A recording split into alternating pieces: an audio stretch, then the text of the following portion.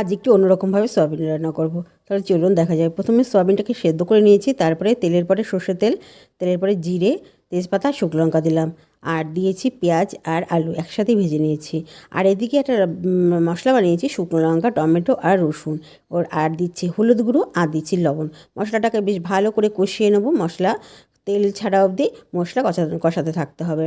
এবার মশলা কষানো হয়ে গেছে, আর সেদ্ধ করা দিয়ে দিলাম সয়াবিন। বেশ ভালো করে একটু নেড়ে চেড়ে দেবো। নেড়ে চেড়ে দিয়ে একদম পুরো মশলা একদম পুরো সয়াবিনের গায়ে ভালো করে মিশিয়ে নিতে হবে। ভালো করে মেশানো হয়ে গেছে, আর মশলাটা আমার কষানো হয়ে গেছে। এবার দিয়ে দেবো উষ্ণ গরম জল। গরম জল দিয়ে বেশ ভালো করে ফুটতে দিতে হবে সয়াবিনটাকে। ভালো করে সয়াবিন ফুটে গেলে তখন ওর মধ্যে গরম মশলা দিয়ে নামিয়ে, ঘি আর গরম মশলা দিয়ে নামিয়ে দেবো।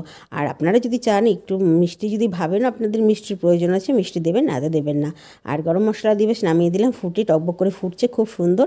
সয়াবিনটা খেতে খুব দারুণ হয়েছিল বন্ধুরা। একটু